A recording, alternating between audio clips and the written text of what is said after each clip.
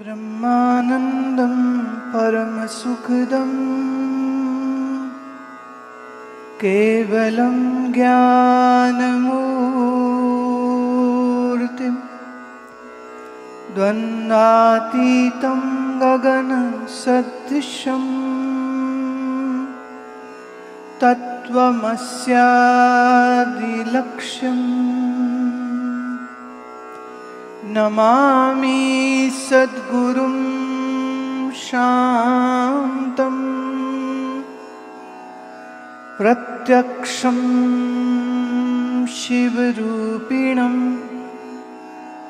शिरसा योगपीठस्थं मुक्तिकामार्थसिद्धिदम् भवारण्यप्रविष्टस्य दिङ्मोहभ्रान्तचेतसः येन सन्दर्शितं पन्थः तस्मै श्रीगुरवे नमः। तस्मै श्रीगुरवे नमः।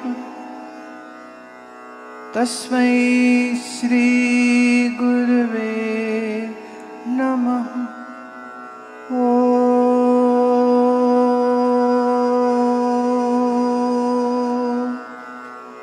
शान्ति शान्ति शान्ति।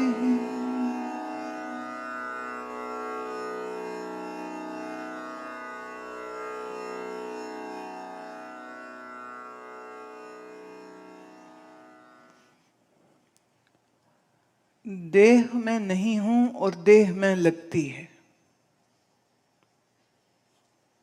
वेदांत का ये पहला सूत्र आप समझे, क्योंकि बिना वेदांत निश्चय के आत्मज्ञान नहीं होगा और बिना आत्मज्ञान के मोक्ष की प्राप्ति नहीं होगी। देह में हूं ये अज्ञान से प्रतीत होता है। ये अज्ञान ही है जिसकी वजह से देह में लगता है,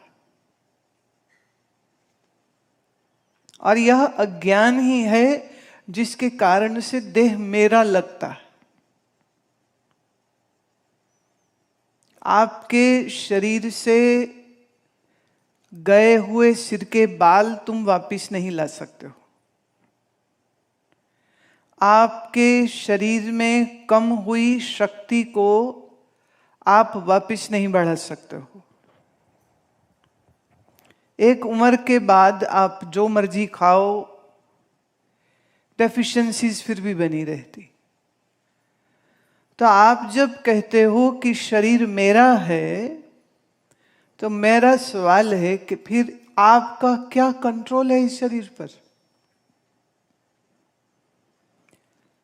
क्या आप बालों को सफेद होने से रोक सकते हैं? क्या आप दांत के मसूड़े खराब होते और एक एक करके दांत निकलते हैं जब, तो क्या आप उसको रोक सकते? एक समय के बाद आपकी किडनी जब ठीक से काम नहीं करती है और बॉडी में, शरीर में सूजन आ जाती है, आंख के तले सूजन आ जाती है, और फिर खाते रहो डायलिसिस दवाइयां, पर आप उसको वापिस रीजनरेट नहीं कर सकते हैं। तो कम से कम इतनी बात तो समझ लेनी चाहिए कि शरीर मेरा नहीं है।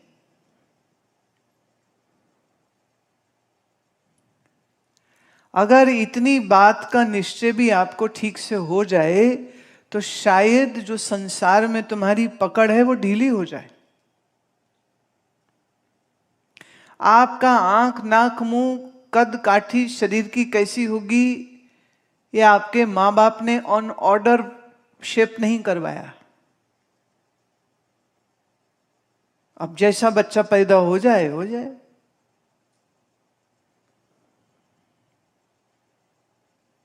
ममता के कारण मां के लिए वो बहुत प्यारा होता है, पर कई बार दूसरे देख के कहते हैं ये क्या हुआ है।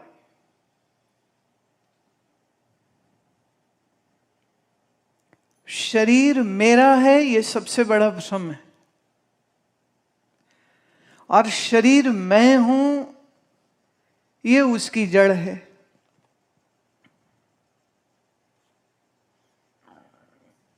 अब शरीर मैं हूं और शरीर मेरा है, जैसे ही ये आपका निश्चय बनता है।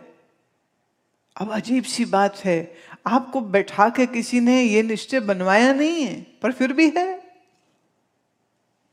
हम ये कह सकते हैं कि अज्ञान के सहित पैदा हुए हो।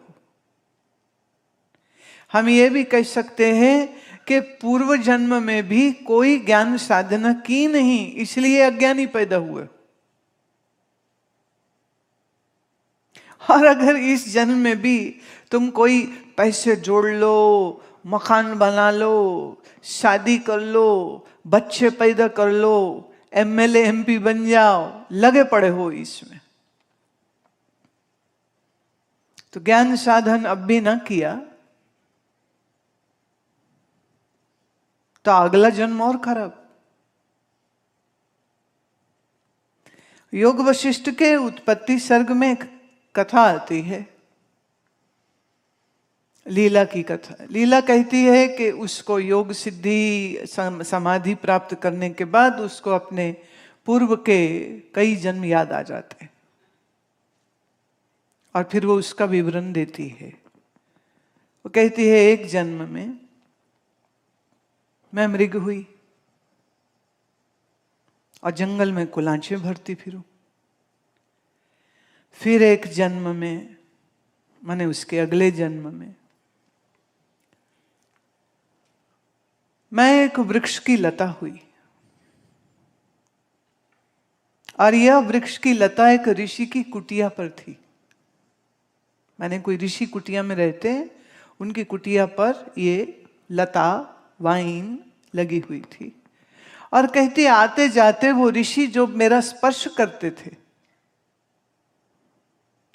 ऋषि के उस स्पर्श से मेरा अगला जन्म एक ऋषि की पुत्री के रूप में हुआ। अब इसमें एक ऋषि के दर्शन, एक ऋषि के आशीर्वाद पर क्या कुछ हो सकता है, उसका क्या सुंदर उदाहरण दिया।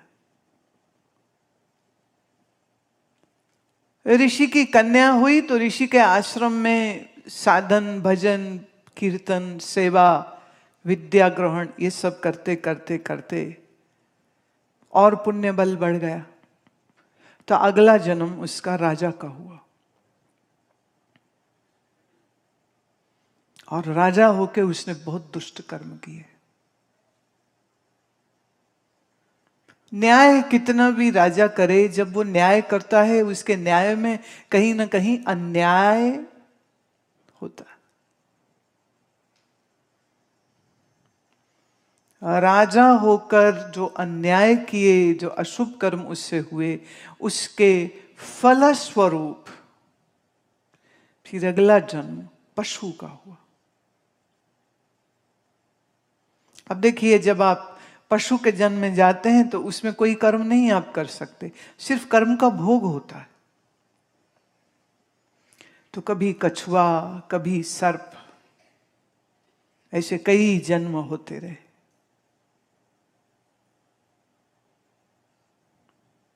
और लीला ये कहती है कि अपने इन सब पूर्व जन्मों को याद करके मैं निश्चय पूर्वक कह सकती हूं कि मैं शरीर नहीं हूं, क्योंकि शरीर तो हर जन्म में बदल गया।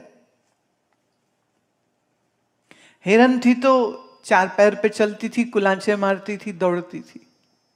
कछुआ हुई तो रेंगती थी। वृक्ष लता हुई तो एक ही जगह में ठहरी रही। देखिए, आपके बायोलॉजी में या फिलॉसफी में जो डार्विन थ्योरी पढ़ाई गई है ना, बिल्कुल गलत है। टोटल चार्वाक सिद्धांती है,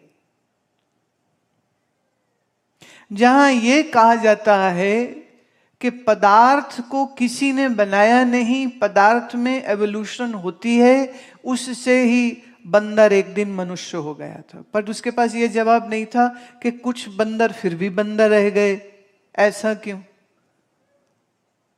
तो वो कह रहे नेचर इज फ्रीक, जो कि बात बनती नहीं है लॉजिकली। पूर्व मीमांसा हमारे कर्म अनुसार हमको जन्म मिलेगा, यह बात कहती है, जो कि कदाचित मैं कह सकती हूं बौद्ध हो, जैन हो, सिख हो, हिंदू हो, आर्य समाजी हो, ये सबको स्वीकार है कि हमारे कर्म के अनुसार जन्म मिलता है। और कभी कभी एक ही कर्म के भोग के लिए कई जन्म होते हैं, इसलिए एक ही कर्म के भोग पर कई से पशु जन्म हो सकते हैं। हमारे यहां भारत में वृक्षों, पौधों, पेड़ों, लताओं, इनको भी पूज्य माना जाता, इनको जीवंत माना जाता है। इसीलिए क्योंकि हमारे दर्शन शास्त्र ने ये बात कही कि यह भी एक योनियां हैं। अन्नज, जेरज, उत्भुज, स्वेदज, 4 प्रकार के जीव जो है वो पैदा होते हैं। सब जीव प्राणवान होते हैं, पर कहीं कहीं मन बुद्धि मुखरित नहीं होते हैं और कहीं कहीं मन बुद्धि बहुत एक्टिव होते हैं। जैसे वनस्पति में मन बुद्धि कोई एक्टिव नहीं है, बट एक पशु में, एक पक्षी में पूरी तरह एक्टिव होता है। फिर उसमें भी ग्रेडिंग है, किसी में कम है, किसी में ज्यादा है, किसी में बहुत ज्यादा है, मनुष्य में काफी है। पर क्या आप जानते हैं कि एक डॉल्फिन का आईक्यू लेवल लगभग लगभग मनुष्य से थोड़ा ज्यादा ही होगा शायद, पर फिर भी वो मछली। मनुष्य के पास बहुत कुछ है, लेकिन हम तमाम इन योनियों को जब देखते हैं तो यह भी जीवंत हैं। इसलिए बिना बात के व्यर्थ ही पेड़ पौधे भी मत काटते रहो। हमारे यहाँ एक अप्रैल के महीने के जो कार्यक्रम रहते ना, तो उसमें एक गायक आए थे, बड़े प्रसिद्ध हैं। तो वो मुझे पूछने लगे, कहते ये इस आश्रम में वृक्ष ये आश्रम कितना पुराना है? तो 11 ही साल हुए थे। मैंने कहा अभी तो 11 ही साल हुए। कहते पर यहाँ पेड़ इतने बड़े कैसे?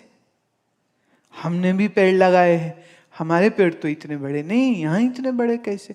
खुद ही जवाब देते हैं कि यहाँ का वातावरण शायद ऐसा है। ये उनको पसंद आई होगी बात। तुम देखते हो बुद्धत्व को प्राप्त होते हैं एक पीपल के वृक्ष के तले। बुद्ध का जन्म होता है एक वृक्ष के तले। बुद्ध अपने 7 वर्ष की घोर साधना करते हैं एक वृक्ष के तले, और ये वृक्ष हर बार पीपल होता है। और बुद्ध ने निर्वाण पाया तो वो भी एक वृक्ष के तले, वृक्ष फिर से पीपल। भगवान श्री कृष्ण ने जहां गीता का उपदेश दिया, उसका साक्षी है वो पीपल का वृक्ष। मेरा आग्रह है, नहीं गए तो कुरुक्षेत्र जरूर जाइएगा, ज्यादा दूर भी नहीं। और उस वृक्ष की कहो शाखा दर शाखा दर शाखा दर शाखा दर शाखा, बट एक वृक्ष अभी भी वहां मौजूद है, जहां कहते यहीं यहीं खड़े होके भगवान बोले थे।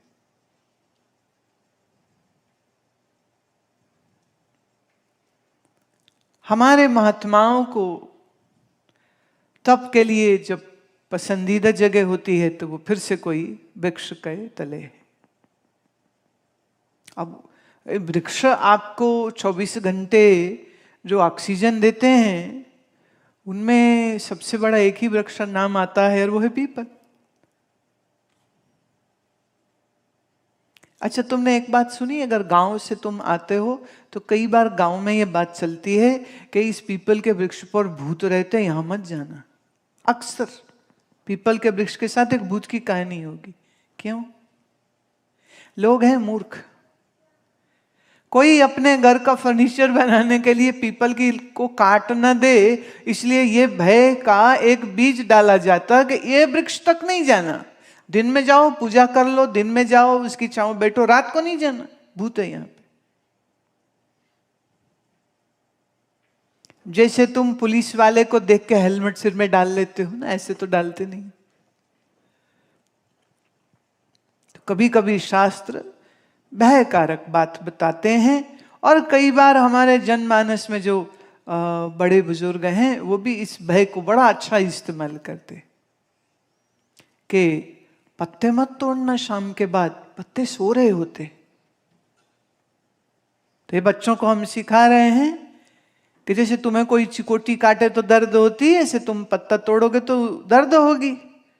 आप क्या जानते हैं, आयुर्वेद में ऐसा कहा जाता है कि जब भी कोई वैद्य किसी जड़ी बूटी के पत्ते को या टहनी को या छाल को लेने जाता है, तो नियम यह है कि वैद्य पहले उस वृक्ष, उस लता को प्रणाम करे और आज्ञा ले कि समाज के कल्याण के लिए, रोगी की पीड़ा दूर करने के लिए मैं आपसे ये कुछ अंश आपका ले रहा हूं, कृपया हमें आशीर्वाद देना।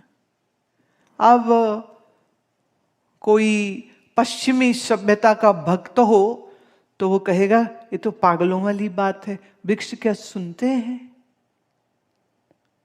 तो हार्वर्ड यूनिवर्सिटी में एक एक्सपेरिमेंट किया गया जहां रविशंकर का सितार सुनाया गया, वृक्ष ज्यादा अच्छे पल्लवित हुए, ज्यादा फैले, पौधे ज्यादा बड़े हुए, और रॉक म्यूजिक सुनाया हेडबैंगर्स वाला, तो वो पौधे काइंड ऑफ मर ही गए, चले भी नहीं। ये प्रयोग हुआ।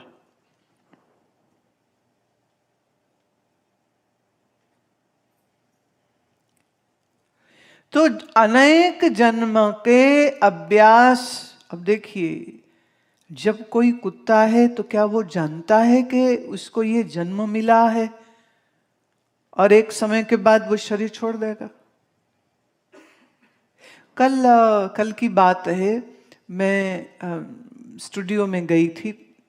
हम अगर आप रामेश्वरम गए थे तो वहां पर दारिद्र्य दुख वाला जो एक स्तोत्र था तो उसको रिकॉर्ड किया था। तो उसी के ऊपर काम चल रहा है, क्योंकि लगभग एक सप्ताह लग जाता है एक किसी भी कंपोजिशन को पूरा करने में। तो मैं सुन के जब वापस लौटी तो घर के बाहर जहाँ निवास है इस शरीर का, वहां पर बाहर शू रैक है। अब आप सबसे मेरा सवाल है, क्या आपके घर के एंट्रेंस पर शू रैक है? क्या बाहर का जूता बाहर उतारते हो कि जूते लेके अंदर चले जाते हो? अगर तुम अपने जूते लेके अंदर चले जाते हो तो हाइजीन की दृष्टि से जिस जमीन पे आप चलते हो, किसी टीबी वाले ने थूका है, किसी इन्फेक्शियस बीमारी वाले ने थूका है, वो थूक के सारे बैक्टीरिया, सारे वायरस आप लेके अपने घर के अंदर बीमारी फैलाते हो। और घर अगर मंदिर है तुम्हारे लिए तो मंदिर में तो जूता जाता नहीं, और हाइजीन की दृष्टि से देखे तो भी जूता अंदर नहीं जाना चाहिए।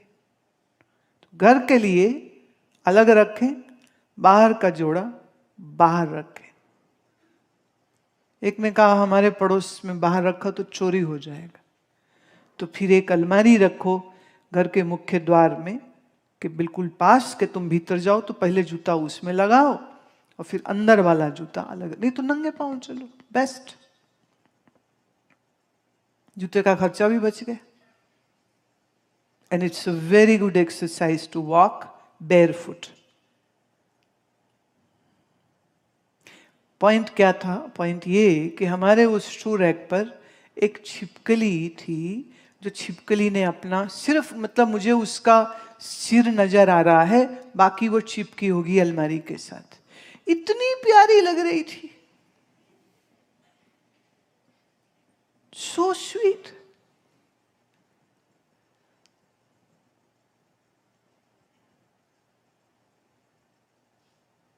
लेकिन एक जीव में, प्राणधारी जीव में क्या भय होता है कि मुझे मार ना दे, तो वो अपनी ही जगह में फ्रीज हो गई।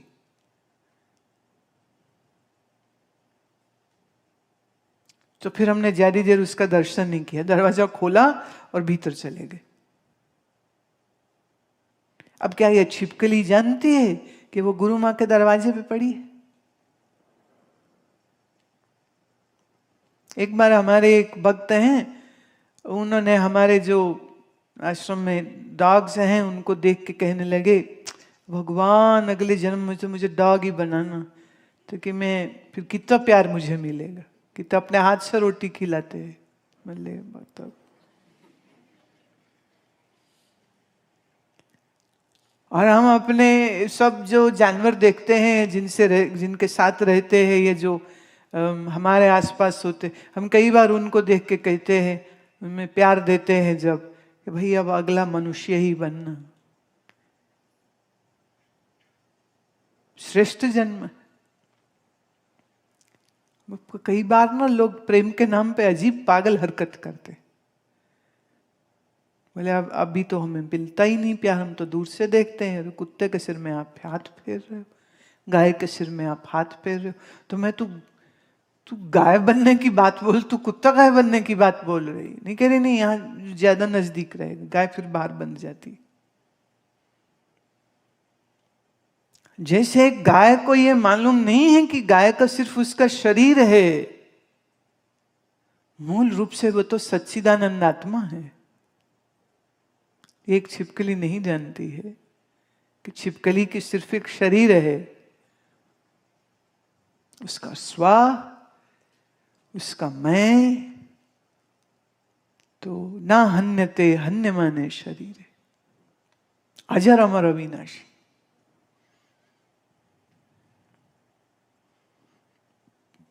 तो ये समझ पाने की क्षमता सिर्फ मनुष्य के पास है और तो किसी के पास नहीं। और मनुष्य होकर के भी अगर आत्मज्ञान नहीं प्राप्त करता है और शरीर को मैं मानता है, तो हमेशा के लिए मौत का चिंता और भय रहेगा। आसपास कोई मर गया तो उसके शोक में, उसकी चिंता में तुम कितना कष्ट पाते हो कि मेरा माँ है, मेरा बाप है, मेरा भाई है, मेरा पति है, पत्नी है, मेरे बच्चे, इनको कुछ ना हो, सारी दुनिया भले मर जाए, इनको कुछ ना हो। पर जब होना है तब तो होना है, और जब होगा तब तुमसे संभाला नहीं जाएगा। एक सज्जन है, दिल्ली से आते हैं, पुराने हमारे भक्त, कोई 25 साल से। उस दिन मुझे मिले तो कहते हैं, अब मैं आश्रम आ जाऊं? मैं और आपकी पत्नी, क्योंकि उनकी पत्नी बहुत लड़ाई करती थी कि आश्रम नहीं जाना, आश्रम नहीं जाना, आश्रम नहीं जाना। तो कहते 3 महीने पहले वो तो मर गई। मैं तो ये खुशखबरी है कि दुख खबरी है, पहले ये बताओ। कह रहे अब मुझे किसने रोकना, अब मैं बिल्कुल फ्री हूं।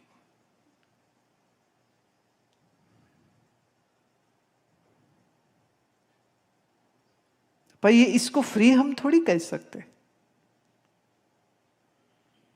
जिससे बंधे थे आसक्ति में, वो व्यक्ति अब मौजूद नहीं है, तो इसका मतलब ये तो नहीं कि उसकी आसक्ति भी चली गई। अब बेटे में होगी, बहू में होगी, पोते में होगी, मकान में होगी, वो जो बैंक में एफडी रखी उसकी होगी, जो जमीन कोई प्लॉट खरीद रखा उसकी होगी। जब तक देह में मैंपन बना है तब तक मेरे में आसक्ति भी रहेगी।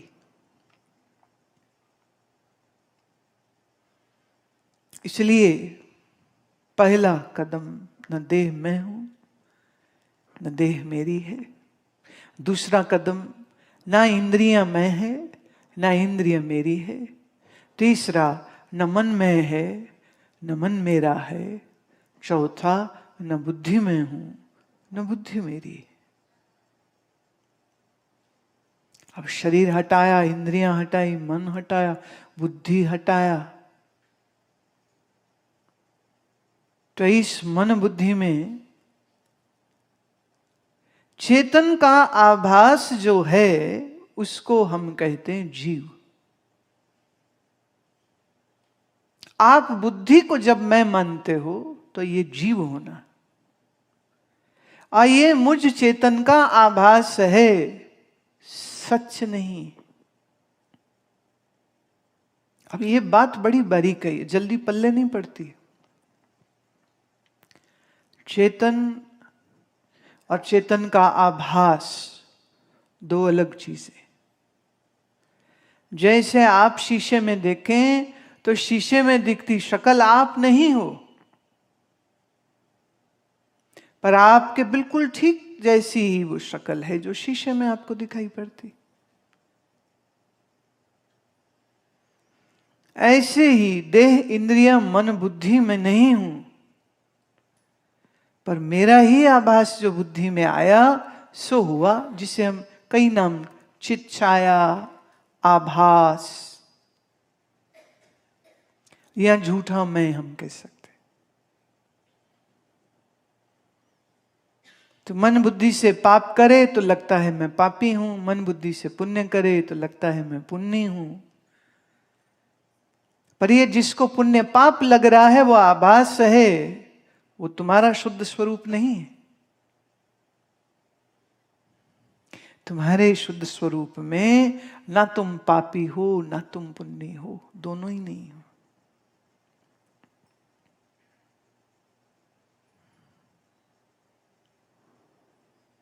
तो वेदांत के इस पहले कदम को अच्छे से समझिए,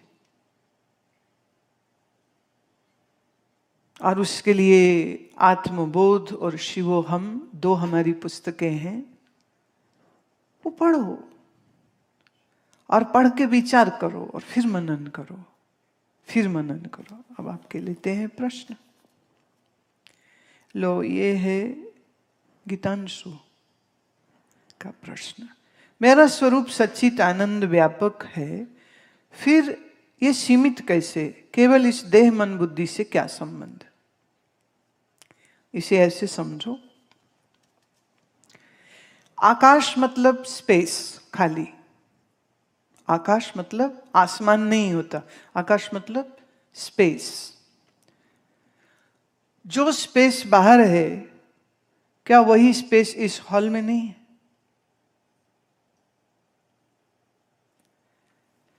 इसी हॉल में ये ग्लास है, तो इस ग्लास के अंदर भी स्पेस है या नहीं?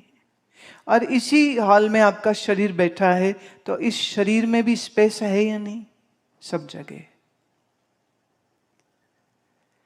लेकिन शरीर के अंदर का स्पेस अलग दिखता है, ग्लास वाला अलग दिखता है, हॉल वाला अलग दिखता है, और बाहर वाला अलग दिखता है। अगर मैं इसे नाम दूं तो क्या हो जाएगा? जो बाहर है बड़ा विस्तृत, वो हुआ महाआकाश। क्या हुआ? जो हुआ इस हॉल में, वो हुआ हौला आकाश, अंग्रेजी वाला हॉल आकाश। जो इस शरीर में हुआ वो हो गया देहा आकाश, राइट? और जो इस गिलास में हुआ वो हो गया गिलासा आकाश। अब ये आकाश चार हैं कि एक है? पर ग्लास की इस बाउंड्री की वजह से लगता है इसके अंदर अलग है, शरीर की बाउंड्री की वजह से लगता है इसके अंदर अलग है, हॉल की बाउंड्री की वजह से लगता है ये अलग है बाहर वाले महाआकाश से, बट एक्चुअल में तो अलग नहीं है ना। मैं, शुद्ध मैं, या कहो आत्मा, सत्य है, चैतन्य है, आनंद है और व्यापक है। कैसे? जैसे महाआकाश। पर एक अंतःकरण में जो चेतन आया तो उसने अपने आप को क्या मान लिया? ये अंतःकरण ही मेरी सीमा है, सीमित हो गया। जैसे मैंने 4 आकाश बोले, ऐसे अब 4 चेतन कर देते। कैसे? एक हुआ व्यापक ब्रह्म चेतन। क्या हुआ? व्यापक ब्रह्म चेतन। दूसरा हुआ माया में प्रतिबिंबित चेतन। कौन सा हुआ? माया में प्रतिबिंबित चेतन, या जिसे हम ईश्वर भी कह सकते। ठीक। तीसरा हुआ अंतःकरण में आभासित चेतन, राइट। और एक चेतन वो जो अंतःकरण में आभासित जो हुआ था उसका बिंब स्वरूप, जिसे हम कहेंगे साक्षी। तो साक्षी और जीव और ब्रह्म और ईश्वर, 4 चेतन हुए। अब 4 चेतन है कि एक ही है? चेतन एक ही है, लेकिन फिर भी 4 मैंने कर दिए। एक शुद्ध ब्रह्मा चेतन, दूसरा हुआ माया वाला चेतन माने ईश्वर, एक हुआ अंतःकरण सहित चेतन जीव, एक हुआ जो अंतःकरण के समीप है, उपहित जिसे हम कहते हैं, जो पास है, जो पास है अंतःकरण के, तो हम कह सकते हैं उसे आत्मा कह ले, हम उसे साक्षी कह ले। ठीक है। अब अगर हम माया को देखें तो माया बहुत बड़ी है, और अगर आप अपने मन को देखें तो मन बहुत छोटा है, राइट। तो उस नाते से जीव छोटा है और ईश्वर बहुत बड़ा हो गया। पर ईश्वर की ईश्वरता किससे है? ब्रह्म चेतन से। जीव की चेतनता किससे है? आत्म चेतन से, राइट। और चेतन दो तो होते नहीं, वो तो एक ही है। तो हम ये भी कह सकते हैं ना, ब्रह्म का ही नाम आत्मा हो गया, आत्मा का ही नाम ब्रह्म हो गया। यही ब्रह्म माया में प्रतिबिंबित हुआ तो इसी का नाम ईश्वर हो गया। और यही जब अंतःकरण में, एक लिमिट है ना, यहां जितने शरीर बैठे सबका अंतःकरण अलग, सबका मन अलग। तो एक चेतन वो जो मन में आभासित हुआ, एक चेतन वो जो मन के पास है। जो पास है हम उसी को साक्षी कहें, दृष्टा कहें, आत्मा कहें, राइट। अब ये चेतन अपने आप को अंतःकरण जब मैं मानता है तो अंतःकरण की सीमा वाला हो गया ना। जैसे आकाश ग्लास में अगर भूल जाए और वो सोचे मैं तो इतना ही हूं, पर क्या आकाश इतना ही है? क्या आकाश सिर्फ हमारे शरीर जितना ही है? वहां आकाश तो विस्तृत है, बड़ा है। इसी तरह से जो चेतन इस मन में प्रतिबिंबित हुआ उसी को हमने जीव या साधारण भाषा में मैं कहा, और वो लगता है मैं तो इतना सा हूं। तो ये बात समझनी पड़ती है। लगता है अच्छा मैं देह इंद्रिय मन बुद्धि नहीं हूं, मैं दृष्टा हूं, ओके, मैं साक्षी हूं, ओके, बट ये साक्षी ही ब्रह्म है, ये व्यापक है, रे कैसे हो गया? तो ये कैसे कौन बोल रहा है? सीमित मन बुद्धि बोल रहे हैं। कैसे?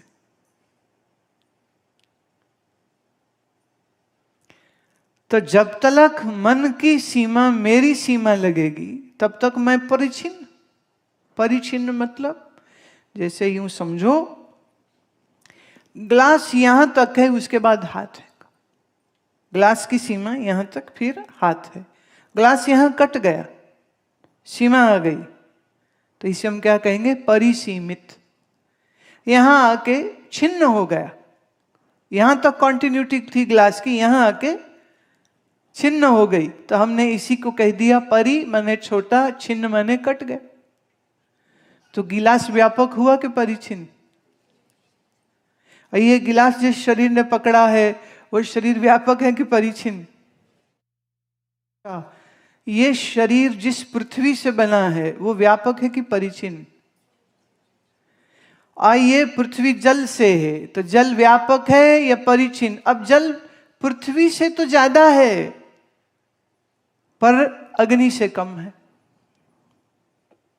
और अग्नि बनी वायु से, तो अग्नि की सीमा है पर वायु और ज्यादा है, उसकी अपेक्षा ज्यादा व्यापक है। और ये वायु आकाश से हुई है, तो आकाश की अपेक्षा वायु पर सीमित है, और आकाश व्यापक सा लगता है, पूरा व्यापक नहीं, वायु की अपेक्षा में। ये वायु आकाश से, आकाश पंच महाभूतों से, तो पंच महाभूत ज्यादा बड़े हो गए। पंच महाभूत महतत्व से, महातत्व से, तो महातत्व पंच महाभूत से भी बड़ा हो गया। महातत्व से बड़ा है अहंकार, हिरण्यगर्भ, वो उससे ज्यादा व्यापक। और हिरण्यगर्भ अर्थात ईश्वर, और ईश्वर क्या है? माया में ब्रह्म का प्रतिबिंब। अब ब्रह्म व्यापक है, इस नाते ईश्वर भी व्यापक है। तो ईश्वर किसी की अपेक्षा छोटा बड़ा नहीं है। ईश्वर कहो ब्रह्म कहो बात एक ही, पर फिर भी एक नहीं है। ईश्वर में माया है, माया सहित है ब्रह्म, अशुद्ध ब्रह्म में माया रहित है।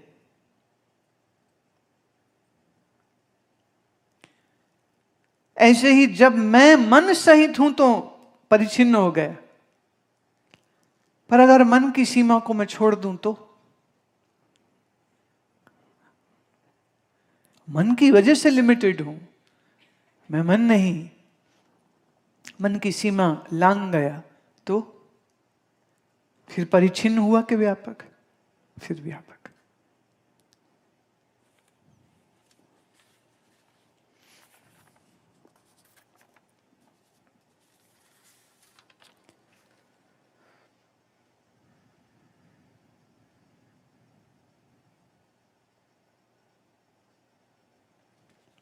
शशि बाला, हाथ खड़ा कर ले। हाँ,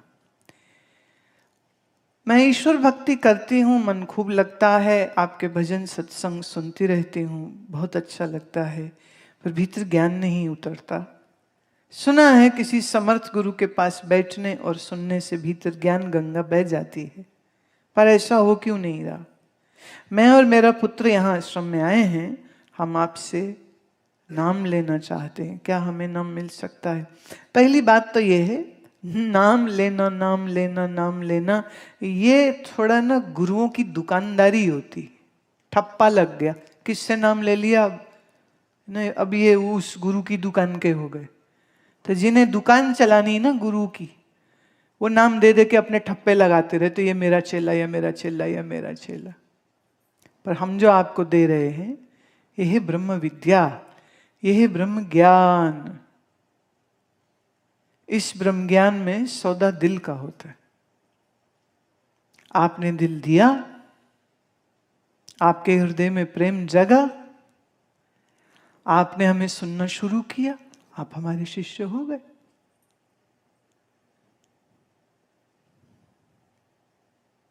टेक्निकली स्पीकिंग नाम लेना को लोग इतना इंपॉर्टेंट बनाते हैं, पर वो उतना इंपॉर्टेंट नहीं। मैं दर्जनों लोगों को जानती हूं जिन्होंने कहां कहां से नाम लिया और फिर उसके बाद ना गुरु को देखे ना गुरु को मिले, और अज्ञान में भटकते रहे, क्योंकि गुरुजी ने प्रॉमिस दे दिया था मरने बाद वो सचखंड ले जाएंगे, बाद मरोगे तब, अभी नहीं। और हमारी ज्ञान गंगा ये कहती है कि जो मरने बाद के मोक्ष की बात करे वो बात झूठी होती। तो इसका बेहतर शब्द होना चाहिए दीक्षा। दीक्षा अर्थ कि जहां आपने प्रेम पूर्वक अपना मन बुद्धि सुसंत के, उस सदगुरु के सामने समर्पित कर दिया और कहा कि आज से हम आपके बताए हुए मार्गदर्शन पे चलेंगे। ये निश्चय हुआ ही नहीं कि आप शिष्य हो गए। अब तुम नारियल लाओ, फूलमाला लाओ, पैसे चढ़ाओ, कपड़े चढ़ाओ, फिर अकेले कमरे में बैठ के तुम्हारा मैं कान फूकूं और तुम्हें मंत्र दूं और फिर हम तुम्हारे गुरु होंगे। ऐसा घटिया गुरु हमें नहीं बनना है, जिसके लिए रुपया पैसा और नारियल लगता। हम तो फ्री में ही लगे पड़े। क्या बोलते हैं ना वो, हिंग लगे ना फिटकड़ी रंग चोखो ही चोखो। कभी अवसर मिला फूलमाला पहनाने का तो जरूर पहनाना प्रेम से, पर सिर्फ गले में मेरे फूलमाला डालने से तो हम तुम्हारे गुरु नहीं हो जाएंगे। और गुरु मने ज्ञान। अच्छा, आपने बहुत प्यार से लिखा, आप YouTube से सुनती हैं, बहुत अच्छी बात, पर आमने सामने तो आज ही हो रही है ना। तो गुरु के सन्मुख बैठने से ज्ञान गंगा उतरती है, YouTube से सुनने से तो नहीं करना। YouTube से क्या है, एक प्रेरणा मिलती है, एक कंटिन्यूटी बनी रहती है। अब दूर है, रोज रोज नहीं आ सकते, घर बैठे आपको सत्संग। अब इस समय मैं यहां बात कर रही हूं, कितने लोग फेसबुक, यूट्यूब, हमारी अमृत वर्षा ऐप के जरिए कहां कहां बैठे सुन रहे हैं, देश विदेश में सुन रहे हैं। आ नहीं सकते, पर हमसे क्या कीमती चीज मिल रही है, ज्ञान। और इते ज्ञानान न मुक्ति, ज्ञान बगैर मोक्ष नहीं होता।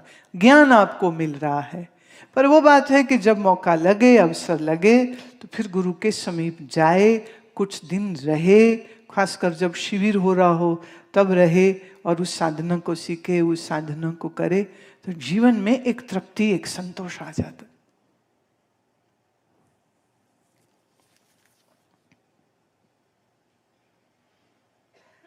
निर्मला अजमेर से, निर्मला,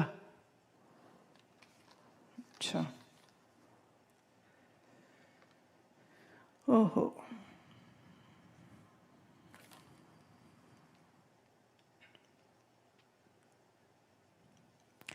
लिखते हैं कि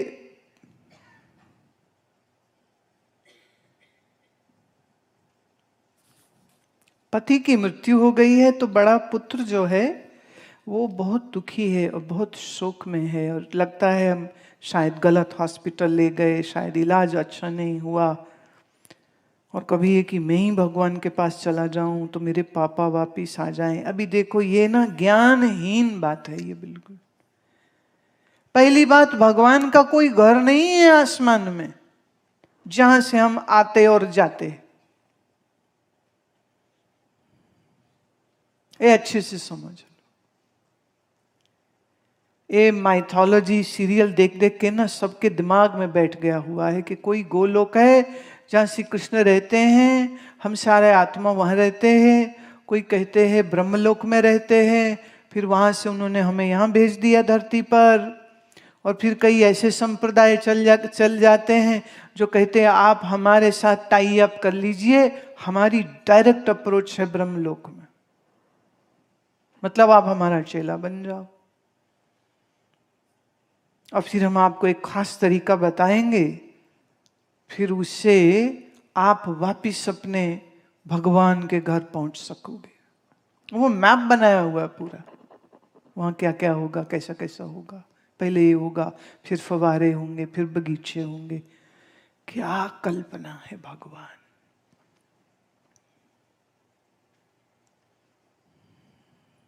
राधे कृष्ण गाते हो, कृष्ण के उपदेश को अगर समझोगे नहीं तो यही बेवकूफी करते रहोगे। भगवान बार बार कहते हैं सर्वभूतों में मैं हूं, हृदय से अर्जुन तिष्ठति, अपने हृदय में देख मैं तो वही हूं।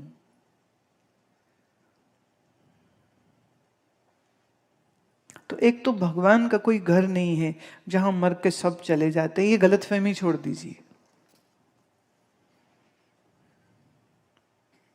मालूम क्या होता है, शरीर मरा, क्या हुआ, एक समझो, एक ध्यान से समझो मृत्यु क्या है। आज मृत्यु का पोस्टमार्टम करेंगे। एक मिट्टी का घड़ा हो, उस घड़े में पानी डालें, वो घड़ा खुले आसमान तले रखें तो सूरज का प्रतिबिंब, एक छोटा सा सूरज उस पानी में बनेगा या नहीं बनेगा? हाँ? जो पानी में सूरज बना है वो असली सूरज नहीं है। पर सोचो 100 घड़े रखे तो 100 सूरज दिखेंगे उनमें, 1000 रखे तो 10 लाख रख दे, 10 करोड़ रख दे, 100 करोड़ घड़े रख दे, तो क्या 100 करोड़ सूर्य के छोटे छोटे प्रतिबिंब इन सब पानी में नहीं पड़ेंगे क्या? बोलो, पड़ेंगे। अब इसको समझो, वो घड़ा मिट्टी का, ये तुम्हारा शरीर भी मिट्टी का। उसमें पानी है, इसमें तुम्हारा मन है जो पानी है। उसमें सूरज की टिक्की जैसा रिफ्लेक्शन आभास पड़ा, ऐसे ही तुम्हारे इस मन में ब्रह्म चेतन का आभास पड़ा। राइट? मृत्यु क्या है? शरीर का घड़ा टूट गया, पर मन तो बचा है ना। सोचो, घड़ा जहां टूटे तुरंत उसी समय उसके पानी को हम दूसरे घड़े में ट्रांसफर कर दें, तो घड़ा तो नया हो गया पर पानी वही पुराना। ऐसे ही मृत्यु में शरीर भी घटित होता है, ये स्थूल शरीर मरता है, पर मन, अब मन में आपके सब शुभ अशुभ कर्म है, पाप पुण्य है। अब ये जो मन है, ये जो इच्छा वासना कर्म किए हैं उसके अनुसार फिर एक नए शरीर में प्रविष्ट हो जाता है। तो मौत में क्या बदला? मन बदला, इंद्रियां बदली, क्या बदला? सिर्फ शरीर। जीव बदला, वो जैसे सूर्य की आई थी ना वो टिक्की जैसा आभास, ऐसे ही इस शरीर में जो चेतन का आभास है उसी को जीव कहते हैं। तो जीव वही है, मन वही है, इंद्रियां वही है, प्राण वही है, बस शरीर नया मिल जाता।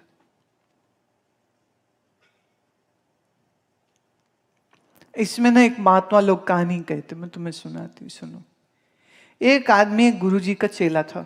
जैसे चेले होते, कभी कभी मिल लिए, कभी कभी दर्शन, दुनिया में छाती ठोक के बोले हम फला गुरु के शिष्य, हम फला गुरु के शिष्य। फिर एक दिन चेला मर गया। चेला मरा तो घर वालों को लगा गुरुजी को भी खबर देनी चाहिए, तो रोते पीटते वो गुरुजी के गए, बोले गुरुदेव घर आइए, घर आइए। पिताजी चले गए। गुरुजी सीधे साधे थे, काम कोई था नहीं उनको, वेले होंगे। उन्होंने कहा चलो तुम्हारे घर ही हो आते हैं। पर उन्होंने कहा मर गया? घर वालों को भाई क्या हुआ? खैर गुरुजी आए घर, तो लोग लाश के आसपास पड़े रो रहे हैं। तो इस लड़के की जो माँ है, माने बंदे की जो पत्नी थी, वो रो रो के कहती देखो गुरु महाराज मेरे पतिदेव चले गए, चले गए। कहते माता कहीं नहीं गया, यहीं कहीं है वो। हैं जी, किथे? कहाँ है? कहाँ है? करे अभी रुक, हम बताएंगे तुमको, पर यहीं कहीं है, कहीं नहीं गया वो। कोई 2 महीने बाद गुरुजी आ गए, घर में पधारे। कहते अच्छा बताओ सब ठीक ठाक है? बोले हाँ सब ठीक ठाक है। बोले ये तुम्हारी गाय इतना शोर क्यों कर रही है? कह रही जी उसकी महीना पहले बछिया पैदा हुई ना, तो बछिया दूर बांधी है इसलिए वो रो रही। कहते चला जरा मुझे लेके चलो, कहाँ है बछिया? तो वो बछिया देखी बड़ी जोर से हंसे, बोले यही है, यही है, यही है। आ गया। घर वालों को समझ नहीं आई।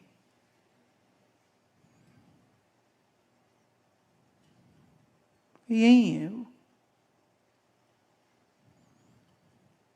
अब बच्चिया उस घर में कई साल रही, फिर वो बुढ़ी हो गई, फिर वो मर गई। तो सारे कहते रहे महाराज हमारी तो बच्चिया, भैंस जो हमारी गाय थी, बच्चिया बड़ी होके गाय और उससे इतने साल काटे, अब 5वीं बार बच्चा पैदा करते करते में वो मर गई, चली गई हमारी गाय। महाराज कहते हैं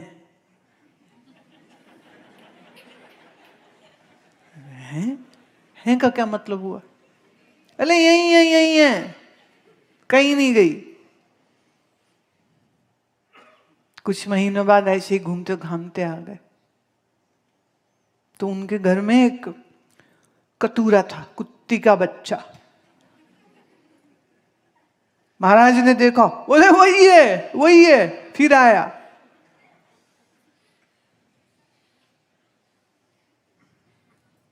कहां गया? घर से मोह था ना।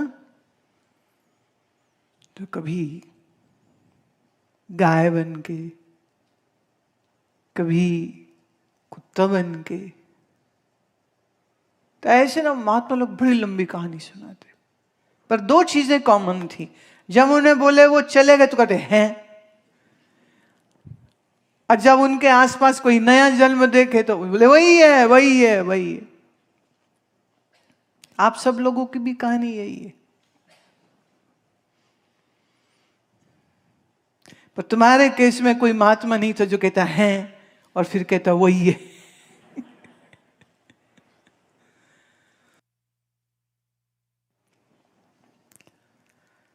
देखो यहाँ आश्रम में ना बहुत से बच्चे आते हैं, माँ बाप लाते हैं आशीर्वाद के लिए, कभी कभी नाम कहते रख दीजिए। सब बच्चों को देखते हैं तो हमें बहुत सारे वही है वाले भी दिखते, आ गया फिर से। पर सवाल ये है, ये वही नालायकी करेगा जो पहले कर रहा था, कि अब कुछ ठीक भी चलेगा या नहीं? सीमा गुप्ता, रोहिणी, जब सब कुछ भूल कर जैसे ही निर्विचार होते हैं, होश नहीं रहता, नींद आती है, फिर कुछ पता ही नहीं चलता, ऐसे में फिर क्या और कैसे करें कि निर्विचार अवस्था को भी जान सके? देखो होता यह है कि आप निर्विचार की कोशिश करते हैं, ध्यान के लिए बैठते हैं, और बैठे बैठे में 100 में 90 बार या कहूँ मैं 95 बार नींद आ जाती है।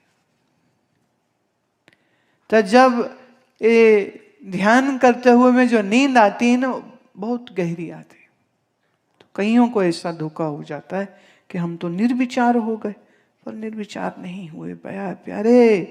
निर्विचार जब होता है तो उसमें बेहोशी नहीं होती।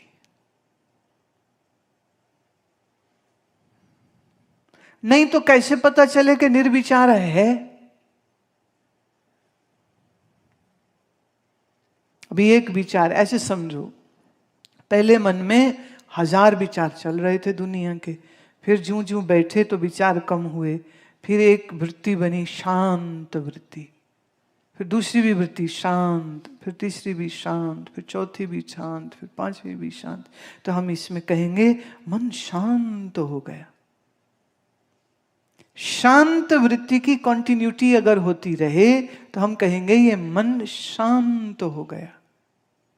पर 6ठी वृत्ति पति की बन गई, 7वीं भूख लग गई, 8वीं अब उठ जाना चाहिए, 9वीं कुछ खाना भी बनाना है, 10वीं मेरे को तो नहाना था, 11वीं वृत्ति चलो अब उठ ही जाते हैं, बहुत देर हो गई। कंटिन्यूटी ऑफ दैट वन शांत वृत्ति इज नॉट हैपनिंग। अभी विचार उठ रहे हैं, ये जाना। अब विचार नहीं उठ रहे हैं, ये जाना। और फिर कुछ पता ना चला तो लगता है अच्छा ये तो पक्की समाधि हो गई लगता है, पर समाधि हुई या नींद हो गई? How will you differentiate that? 2 लक्षण। शरीर ढीला नहीं पड़ेगा, गर्दन झुकेगी नहीं, आंख की पुतली हिलेगी नहीं, और श्वास रुक जाएगी।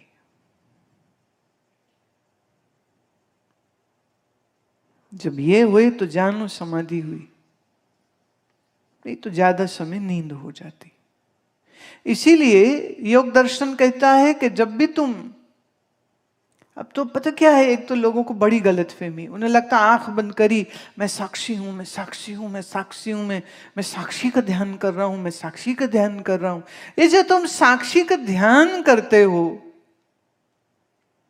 तो साक्षी ही दृश्य हो गया। ये तो ध्यान कर रहा है मन, कर रहा है वृत्ति के साथ, करण हो गया, और साक्षी हूं ये विषय हो गया।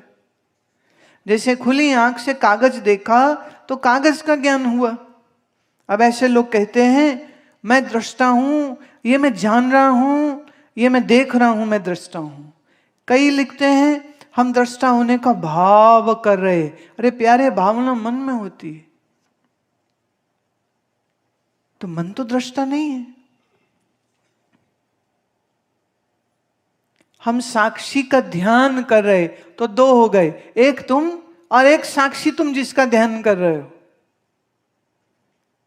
मतलब तुमने तो अपने आप को दो बना दिया क्या? बहुत कंफ्यूजन। ये अभी एक मेरे हाथ में आया है ये प्रश्न। वरुण लिखते हैं शरीर के हम दृष्टा है, मन वृत्ति भी जानने में आती है, बुद्धि के अच्छे बुरे निर्णय के भी हम दृष्टा है, निर्विचार चित्त भी जानने में आता है। मैं शरीर और अंतःकरण का दृष्टा हूं, यह प्रतिबिंब है, ऐसा आपने बताया। ये आप गलत समझे प्यारे।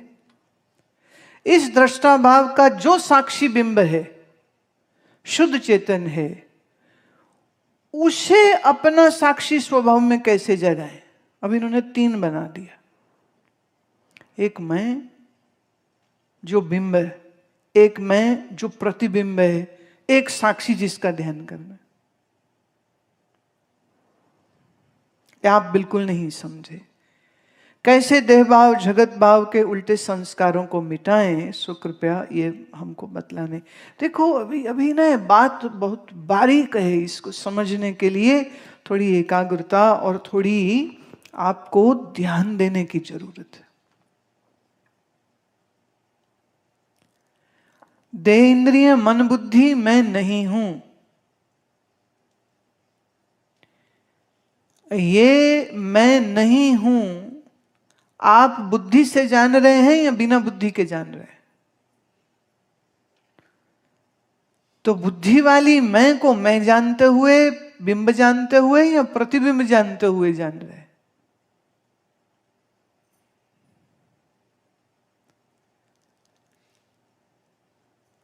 आभास दृष्ट नहीं है,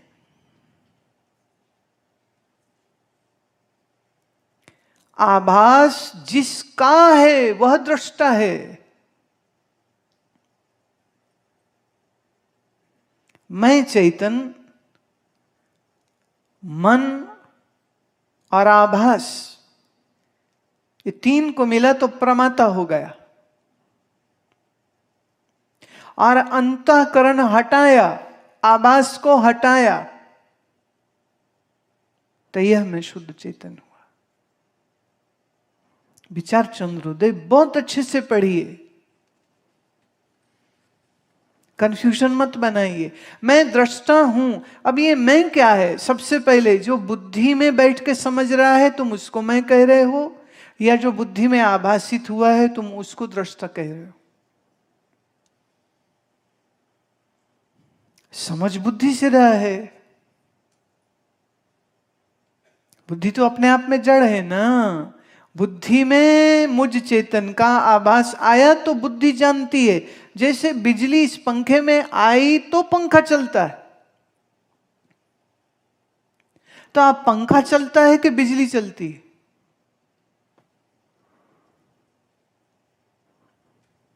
बिजली। पर सिर्फ बिजली हो और आगे पंखा नहीं हो तो क्या चलेगा? ऐसे ही मन रूपी पंखे में मैं चेतन आया तो मन चलता है। अच्छा, पंखा हम बंद कर दें या पंखा टूट जाए तो क्या बिजली भी टूट जाएगी? ऐसे मन काम करे मैं तब भी हूं, मन काम ना करे मैं तब भी हूं, मन ध्यान में लीन हो जाए मैं तब भी हूं। मन सुषुप्ति में लीन हो जाता है, मैं तब भी हूं। अब ये जो मैं है, शुद्ध मैं, ये ही दृष्टा है। तो दृष्टा बनाना नहीं है, दृष्टा होना नहीं, दृष्टा तुम हो। पर बुद्धि से मिलके मैं बुद्धि हूं, ये भ्रम हो रहा है। और बुद्धि वाली मैं को दृष्टा मानना, उससे बड़ा भ्रम हो जाएगा। शरीर में नहीं हूं जल्दी समझ आता है, पर मन ही में नहीं हूं ये जल्दी पकड़ में नहीं आता। इसलिए वो मन बुद्धि को दृष्टा बना के बैठ जाते हैं। फिर कहते हैं हम कभी दृष्टा रहते हैं, हम कभी नहीं रहते, कभी हम होते हैं, कभी हम नहीं होते, हम क्या करें। अजीब फसावड़ा हो गया।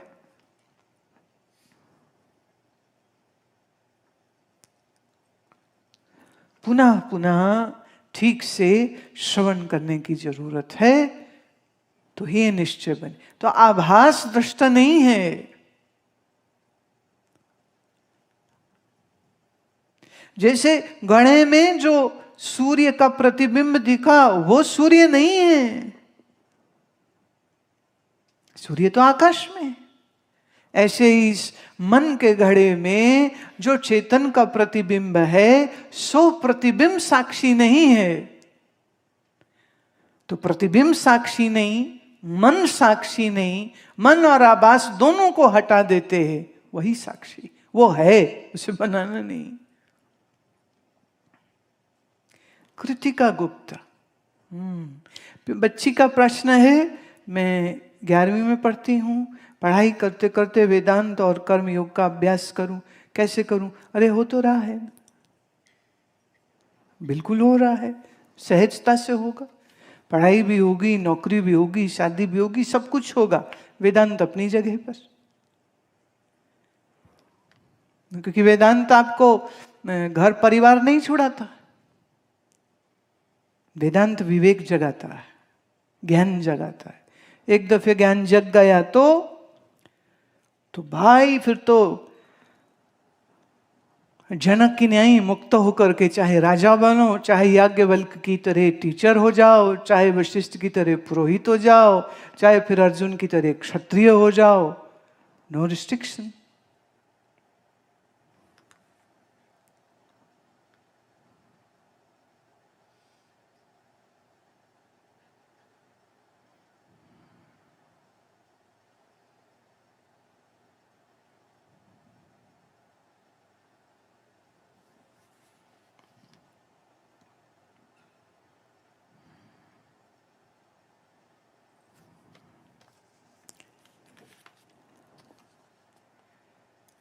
सावित्री भाटिया का प्रश्न है, I recently retired from my job and very enthusiastic to give more time to sadhana. I am doing Nishkriya Dhyan and at the very end feel calm and still. When you ask in the end to fold hands and give gratitude to God, I find myself unable to do. Although I am listening and paying gratitude from heart but don't feel like moving my hands or anything. Can you please guide if it's fine to sit quiet for a few more minutes? And it is absolutely fine, Savitri. There is no need to do the external hand folding or bowing of the head. If your heart is filled with gratitude, that is enough. You don't have to do the physical act. But sometimes when you do this, when your system allows you to do this, when you do that bow with love and gratitude, that will really enrich your heart. You'll feel so good with that and more joyful.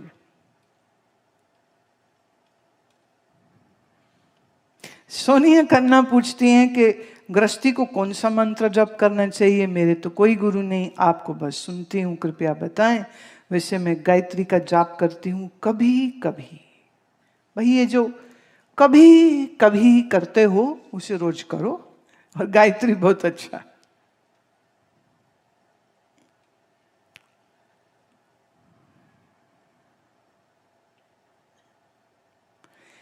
नीलम पूछती हैं कि मैं मरने से पहले समाधि अनुभव करना चाहती हूँ। मैंने आपको पतंजलि योग सूत्र भी सुने और ये मेरी इच्छा और गहरी हो गई। मैं समय व्यर्थ नहीं करना चाहती हूँ, पर मेरे पति मुझे पागल समझते हैं। जब मैं उनको पूरे समय साधना में जाने का कहती हूँ तो वो मुझे पागल समझते हैं। ऐसे ही है, जो पागल खाने के अंदर रहते हैं, एक वो पागल कह रहा था कि बाहर सारे पागल, हम ही ठीक है, इधर ये सारे पागल हैं। और जो पागल खाने की दीवार के बाहर है, उन्हें लगता है जो इस दीवार के अंदर हैं वो सब पागल। एक पैसे के पीछे 16-16 घंटे काम करे, वो पागल है या नहीं? और किसी जरूरत के लिए नहीं काम कर रहा है, ताकि गाड़ी बड़ी ले सके, बंगला बड़ा ले सके। हाँ, जो पैसे के लिए बेईमानी रिश्वतखोरी करे, देश से गद्दारी करे, क्या वो पागल नहीं है? क्या है? तो हम लोग किसको पागल कहें? बहुत लोग संतों को पागल कहते, लो इतनी सुंदर दुनिया छोड़ के बस राम राम कर लोगे और कुछ नहीं करोगे। उन्हें लगता है हम पागल, हमें लगता है तुम पागल। तो आई थिंक सो पागल is a very generic term.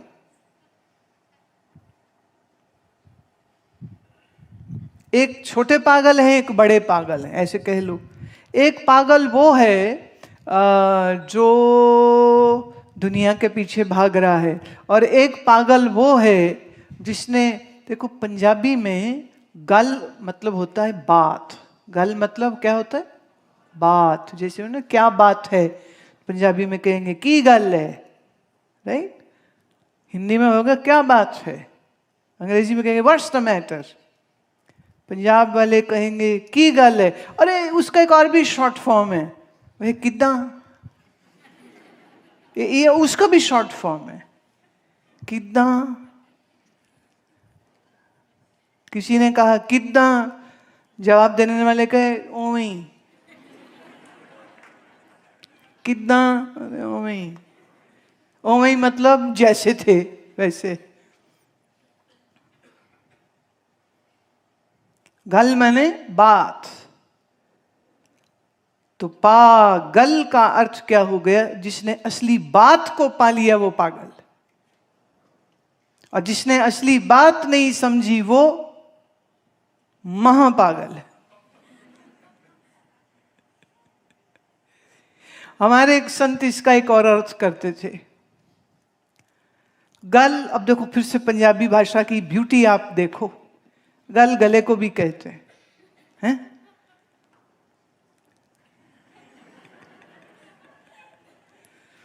तो पागल जो ईश्वर के गले में पड़ गया वो पागल, और जो संसार के पीछे जाए वो महापागल। पागल दोनों। चूज विच पागल यू वांट टू बी। ईश्वर के लिए पागल कि दुनिया के लिए पागल? क्योंकि दोनों को एक दूसरे को देख के पागल ही कहते, तू पागल, वो कहेगा तू पागल।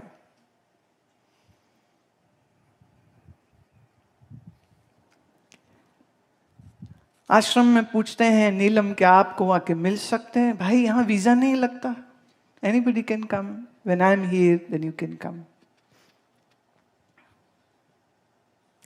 Varun Bateja, as you discussed before in some of your previous sessions, that there is a great impact of swaras in our life and we should work according to the movement of our swaras. So the question is, how can we change our swaras at our own will? That is from Chandra to Surya or Surya to Chandra. Varun, that can be done very easily, but for that you'll have to learn the technique. Whenever you meet me in person, then I'll teach you how to switch the swaras. It's not very difficult as such.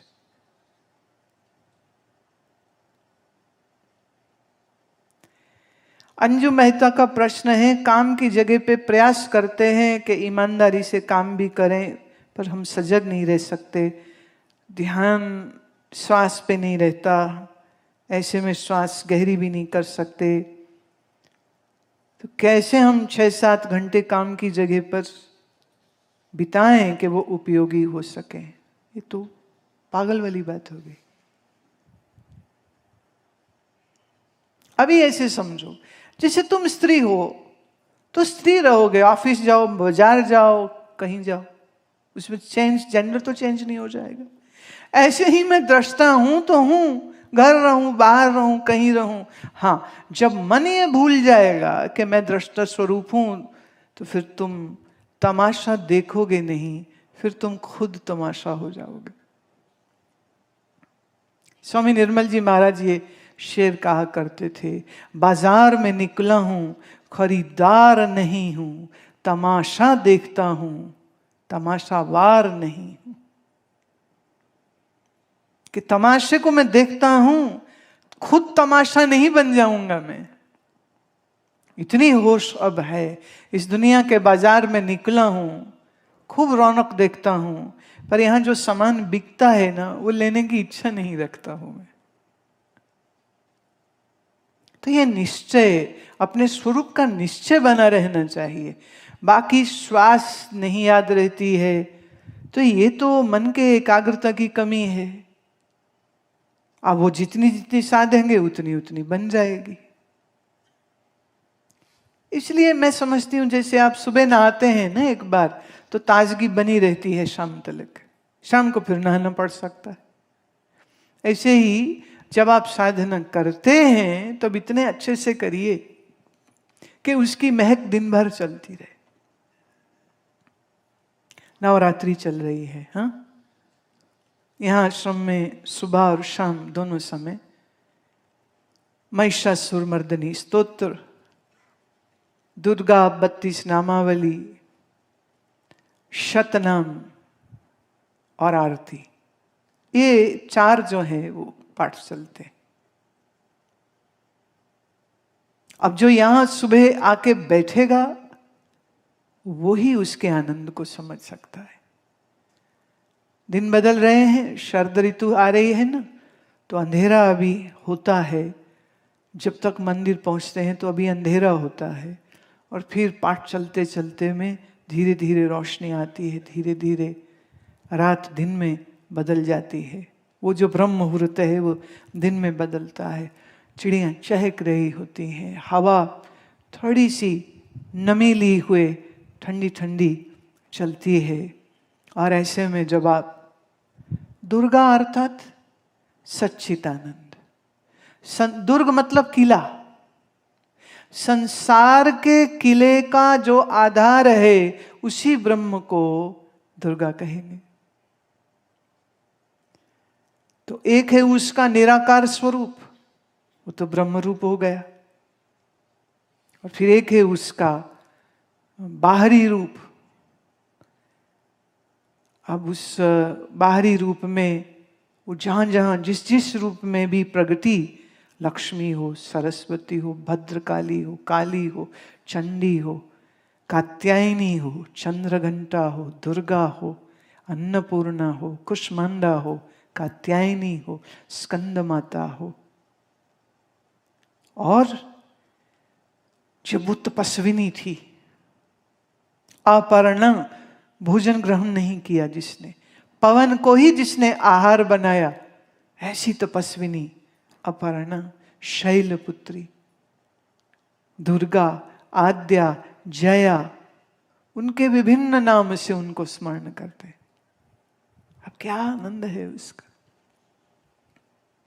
अब ये आनंद वही भोगेगा ना जो आके बैठेगा उसमें। अब सुबह आपकी ऐसी सुंदर निकले और शाम सूर्यास्त के बाद फिर से रिपीट, तो मस्ती नहीं रहेगी तो और क्या रहेगा। ये 9 दिन 8 दिन रहे उपवास में रहे पूरा तो बहुत अच्छा, नहीं रहे तो दूध फल खाए, मतलब खाने पीने पर ध्यान मत दो, साधनों पर दो, चीजों के पीछे मत भागो, थोड़ा टिको, थोड़ा बैठो, थोड़ा स्मरण करो, थोड़ा जप करो। और आपने ये सुबह सुबह आनंद कर लिया है, और अगर ये आनंद रोज सुबह आप लेते हैं तो इसका मतलब रोज शाम तक एक मस्ती सी तो रहनी चाहिए ना।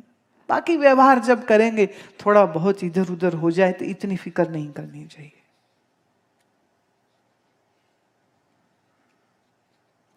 Priyanka said, I wanted to understand the significance of Mahalaya Amavasya and what sadhana can we do on this particular day. Please throw some light.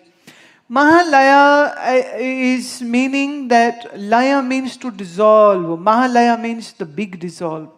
Actual Mahalaya happens only then when you dissolve your dark ignorance night and you realize the one absolute omniscient existence. So the true Mahalaya happens when the Samadhi occurs. In this,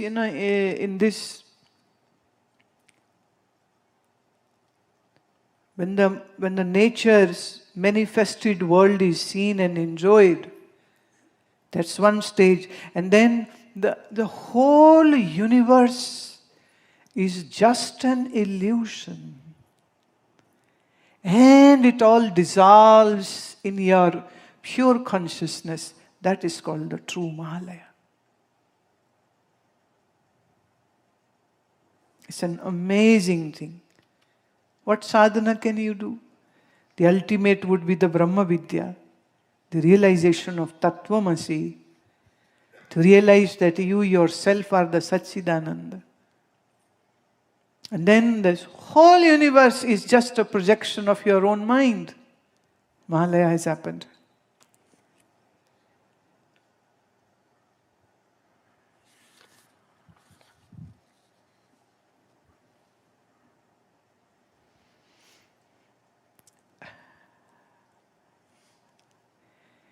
Venus पूछती है अम्बाला से, मुझे दुख इस बात का है कि सुनते तो हैं संसार प्रतीति मात्र है, पर जब परिस्थिति प्रतिकूल होती है तो कुछ याद नहीं रहता। स्वप्न में भी ऐसी अवस्था होती है, जागृत में मन की हालत बिल्कुल अच्छी नहीं।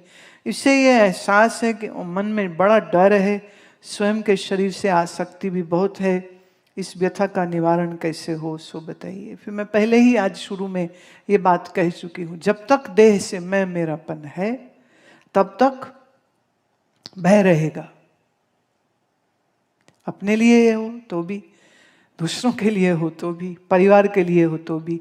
और तुम्हारे सामने अगर तुम्हारा कोई प्रिय मर गया, तुम भी आधे साथ में मर जाते हो। पर मैं फिर कहती हूं, कोई नहीं मरता किसी के लिए। कबीर साहब का बड़ा अच्छा पद है जिसमें वो पूरा उन्होंने वर्णन दिया कि पत्नी 6 महीने रोएगी, भाई 1 महीने रोएगा, माँ साल भर रोएगी, उसके बाद ठीक है। फिर जो मरा उसकी फोटो टंगी रह जाती है।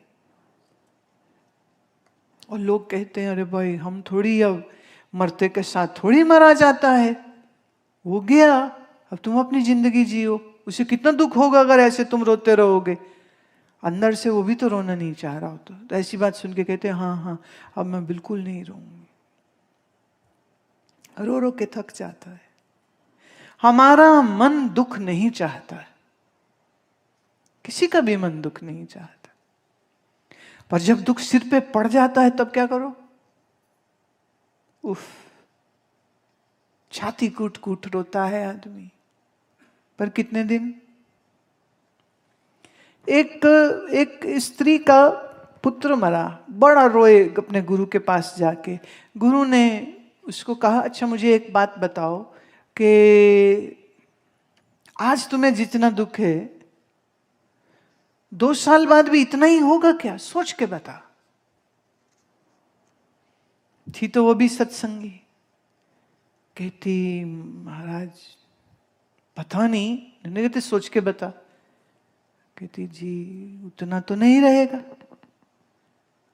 कह रहे तो जब 2 साल बाद उतना नहीं रहेगा तो अभी छुट्टी कर ले, उतना नहीं रहेगा, अभी नहीं उतना रहेगा। घाव नया लगता है, ज्यादा दुख देता है, पर जब घाव धीरे धीरे सूख जाता है तो फिर भरी जाता है। तो दुनिया में कोई भी चीज स्थायी नहीं है, ना दुख ना सुख। इसलिए जब सुख आए तो ज्यादा खुश मत हो ना, और जब दुख आए तो ज्यादा दुखी नहीं होना। टेम्परेरी वो होता है ना, सरकारी जॉब टेम्परेरी मिल जाती है।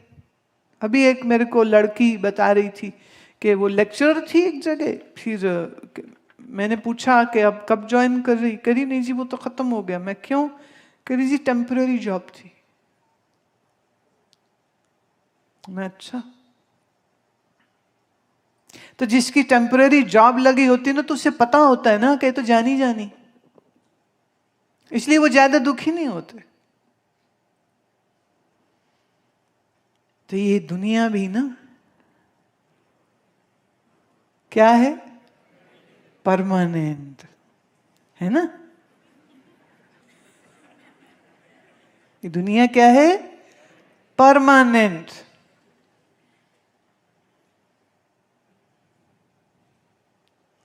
और सबके शरीर यहां क्या है? पक्के।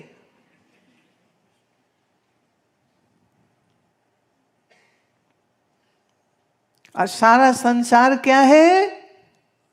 अविनाशी है ना। देखो कितने ज्ञानी हो गए, बताओ। मुझे कह रहे नहीं, हाँ मुझे तो मालूम ही नहीं था, आज ही तो पता चला हमें। हाँ?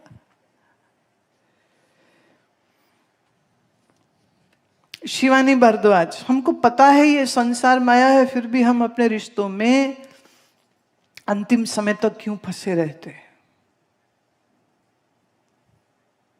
क्योंकि हम उसे पक्का समझते। अगर पक्का ना समझें तो उसको पक्का बनाने की कोशिश करें क्या?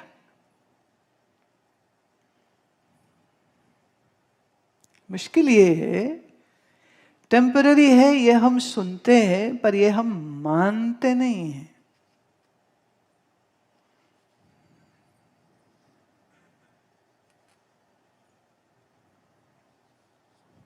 एक और प्रश्न आया आज, तो लाइन लग के एक से ही प्रश्न हो रहा है। सचिन शर्मा पूछते हैं, how can we make correct decisions for our life knowing everything is just a mere thought? When it is a mere thought, why should it bother it's correct or not correct? I am reminded of a Sikh gentleman who was driving me from London airport to his house where I was supposed to stay. He and his friends were sitting on the front seat, I was at the back, and those days no navigation. So these guys are driving, this guy is driving, and they are very, chuddy friends. Got it? लंगोटिया यार, they were chuddy friends, underwear friends. So the driving Sardarji's name was Pritam Singh, and his friend I think so was Satwant or something, and he said, the driving guy said, should we go straight or should we go right? And I'm looking at them. What? They don't know how to go. And Satwan said, we can go straight also and we can take right also. He was conductor in the local government bus service, the tourist buses. So he said, okay, we'll take right. They took right, and after a while, England has lot of roundabouts, and you have to decide which way to go. And then again, should we go straight or should we go left? He said, we can go left also, and we can go straight also. He said, okay, we take left. They took left. And I am wondering, it's almost 1 hour and they are doing this, which way to go? This is right and that's also right. This is right and that's also right. I had to say this. I said, Pritam Singh ji, do you really know where your house is? You see, we are going round and round and round, and it seemed to me that again and again we were coming back to that same place from this way or that way. So we go straight, then we come back, then we go straight, then we go right, then again he took us back, then again we took right. And then finally they hit a right road, which was to go next 30 kilometers straight. And I was relieved, finally we will reach now home after good 2.5 hours. Journey was of 35 minutes. Next day, when we had to go to the hall for satsang, this nonsense again started. Should we go straight? Should we go right? Should we go straight? Again, I'm sitting like, what's happening? Anyhow, we reached. Second day, I drove with somebody else. I said, Pritam Singh ji, this time you follow the car. He said, but my car is Rolls Royce. I said, no problem. It's Rolls Royce, but I'll sit in another car, because in Rolls Royce I'm lost and I don't reach in time. So today you follow. So that's. Then third day, he said, what? I said, today I sit with you. In front. I'll guide you. No left, right. I'll let you know which way to go. And he said, that's all right.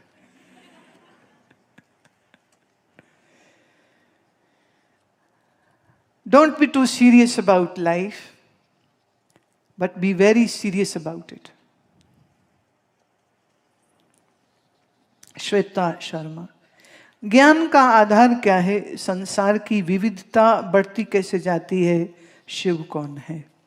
Shiv माने ब्रह्मा, और शिव का एक दूसरा अर्थ शंकर भी है। शंकर है वो देव, वह योगी, वो महायोगी जो आदि और अंत रहित है, और जो वो एक शक्ति है जिसे हम कहेंगे जो विध्वंस और नाश और मृत्यु की शक्ति है।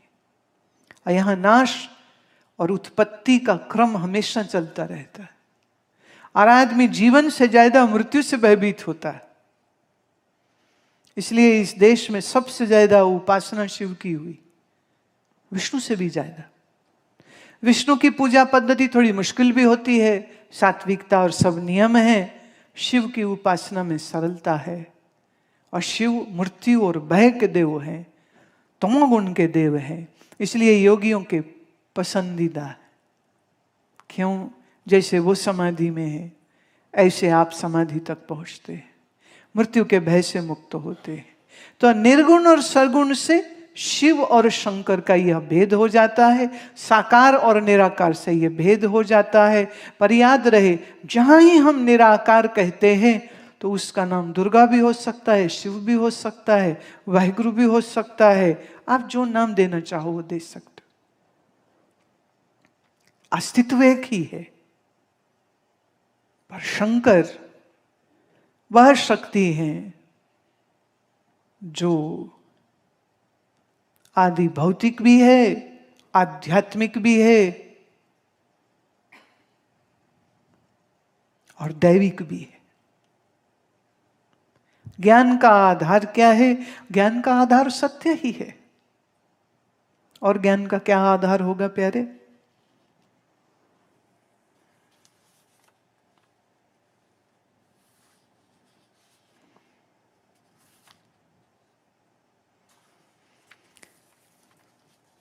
हमें मान लीजिए किसी एक पॉइंट से दूसरे पॉइंट जाना हो, तो जाने के बहुत से माध्यम हो सकते हैं।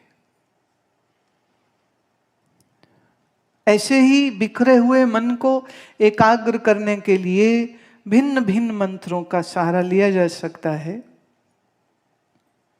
अनेक प्राणायामों के द्वारा भी मन को एकाग्र किया जा सकता है, पर अज्ञान से निवृत्ति सिर्फ ज्ञान से होती है।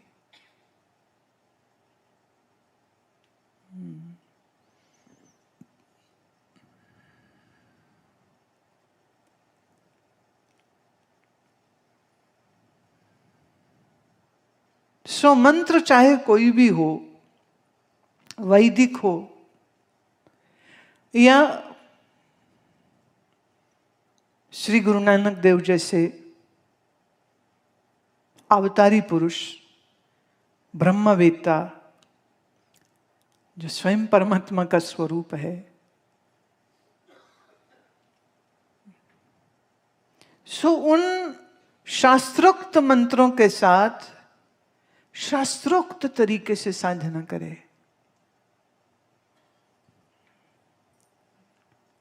मन ठहरते ठहरते ठहरता है, पर याद रहे विषय वासना पुरानी है ना मन में, इसलिए जल्दी जाती नहीं। दुनिया का बड़ा अभ्यास है, साधना का उतना अभ्यास भी नहीं है ना, इसीलिए जरूरत है ज्यादा समय और बार बार गुरु के सन्मुख जाए, सन्मुख बैठे, सुने। जो सुने, देखिए आप टीवी में भी हमको देख सकते हैं, आप सामने भी मुझे अभी देख रहे हैं, दोनों में क्या फर्क है आपको मालूम?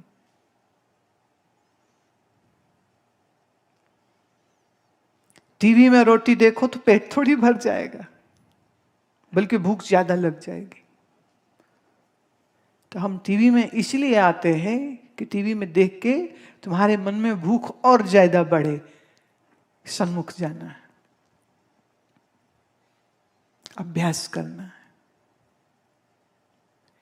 अब देखो, हमारे शरीर अलग, हमारे मन अलग, हमारी बुद्धि अलग, सब अलग, पर आत्म स्वरूप में एक ही चेतन है। आत्म स्वरूप में आप सच्चिदानंद है, और अनेक सच्चिदानंद नहीं है, एक ही है। मैं अलग अलग है क्योंकि मन अलग अलग है, पर चेतन अलग अलग नहीं है, चेतन एक ही है। उसी व्यापक चेतन को हम ब्रह्म कहें, परमात्मा कहें, निर्गुण निराकार कहें, सतनाम कहें, वाहेगुरु कहें, परब्रह्म कहें, दुर्गा कहें, शिव कहें, राम कहें। नाम में भेद नहीं है, पर याद रहे इन नामों को करने की साधना में भेद होता है। That's the difference.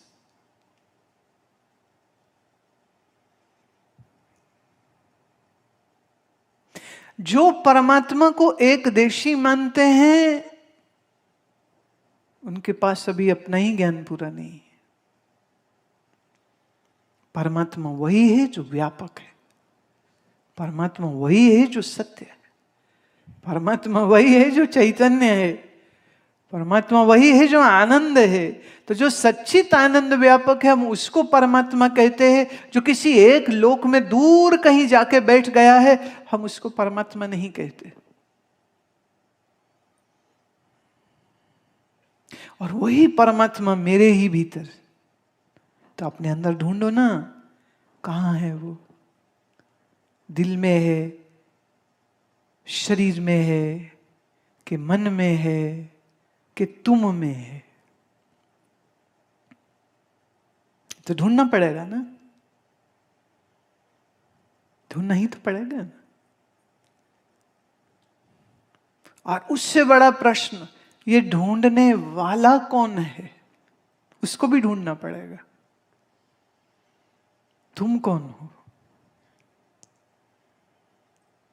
और सच ये है, जिस दिन ये क्लियर हो गया कि मैं कौन हूं, उस दिन ये भी क्लियर हो जाएगा कि परमात्मा कौन है। ये भी स्पष्ट हो जाएगा। पर एक बात पक्की है, मेरे ही भीतर, बाहर भी भीतर भी, जैसे आकाश इस हॉल के भीतर भी, हॉल के बाहर भी, ऐसे ब्रह्म मेरे भीतर भी, बाहर भी। और भीतर बाहर सिर्फ एक कल्पना है, आंख का धोखा है और कुछ भी नहीं। जिस हवा में सांस ले रहे हो, वो हवा अनेक है कि एक? और सबके शरीर वही पंच तत्व से बने हैं, तो एक ही हुए कि अनेक। पर इस एकत्व की बात सबको समझ नहीं आती है, ये मजहबी लोगों को समझ नहीं आती है, अपने मजहब का अभिमान करने वालों को समझ नहीं आती है। ये उसी को समझ आएगी जो उपनिषदिक ज्ञान को श्रवण करेगा। तो आप कितने सौभाग्यशाली हैं कि आप उस देश में जन्मे हैं जहां उपनिषदें जन्मी हैं, और आप कितने सौभाग्यशाली हैं कि आप उसी उपनिषदिक ज्ञान को इस समय भी सुन रहे हैं।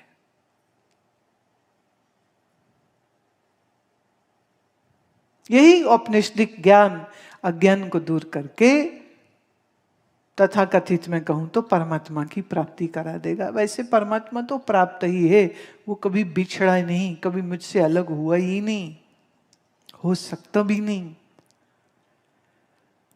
तभी वो शब्द गाया ना हमने, कंठ लाए अवगुण सब मेटे, अपने गले लगा के रखता है हमेशा और मेरे सारे अवगुण दूर कर देता है। दयाल पुरख बख्शंद, वो इतना बख्शिश करने वाला है। हमारा अगर संबंध है तो सिर्फ परमात्मा से, बाकी तो सब टेम्परेरी। क्या है? अभी एक पतिदेव, एक पुरुष कहीं जा रहा था, साथ में उसकी पत्नी भी थी, मित्र मिले पहली बार, बड़े देर बाद मिले, बचपन के मित्र थे, अभी मिले जवानी में। कैसा है? करे बढ़िया। भाई ये कौन? बोले ये मेरी टेम्पररी पत्नी।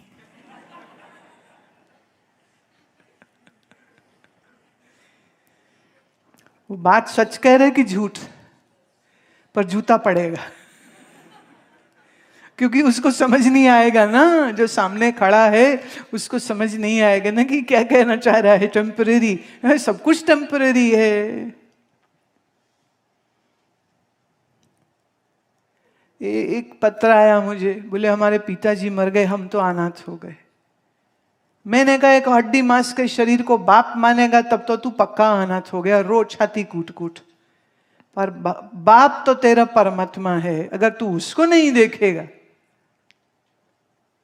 तो दुख दूर नहीं होगा। और परमात्मा ही का ही मैं पुत्र हूं, अगर यह बात भी समझ लग जाए तो बोलो हम अनाथ कब होंगे? हैं? किस समय, किस जगह, किस वक्त, किस काल में? किसी काल में नहीं, किसी वक्त में नहीं, किसी देश में नहीं।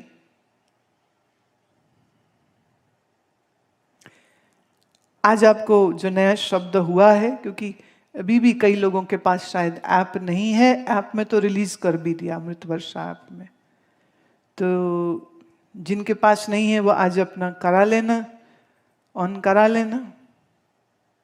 अभी किया था, जो मांगे ठाकर अपने ते सोई सोई देवे। और अब अगला जो मैं करने जा रही हूं वो बहुत बहुत बहुत बहुत प्यारा है, और वो है जिथे हो जाई तू सबनी ताई। मैं जहां जाऊं तुम वहीं हो, संग हो, साथ हो मेरे। तू मुझे छोड़ता ही नहीं, मैं छोड़ना चाहूं तो भी नहीं छोड़ता, तू तो छोड़ ही नहीं सकता मुझे। क्या ये बात याद रहे तो तुम कमजोर रह सकते हो? बोलो। डरी हुई खिसियाई बिल्ली हो सकते हो तो। गुरु गोविंद सिंह महाराज ने इसीलिए कहा था मैं सिंह बनाता हूं। क्यों? परमात्मा सदा तुम्हारे अंग संग सहाय, किससे डरो? कैसे कैसे शेर पैदा किए फिर। ये याद रहे तो तुम सिंह हो, शेर हो, और ये बात ना याद रहे तो फिर बकरी हो। मैंने ये बनाया, मेरा ये घर है, मेरे बच्चे हैं, मैं इतना पढ़ा हूं, मेरे पास इतना पैसा है, मेरा ये है, मेरा वो है, मैं ये, मैं वो, मैं ये, मैं वो, मैं ये, मैं बकरी गर्दन कटेगी। गुरु ने कहा सिंह बन के जी, बकरे बन के मत जी। बकरे मत बनो, सिंह बनो, शेर बनो। शेर कौन बनेगा? जो परमात्मा के अविनाशीपने को याद रखता है और परमात्मा मेरे भीतर बाहर है और मैं परमात्मा का ही हूं, जिसे ये याद रहता है, वो सिंह है, असली सिंह है। आज के लिए इतना ही। आप सबको बहुत प्यार।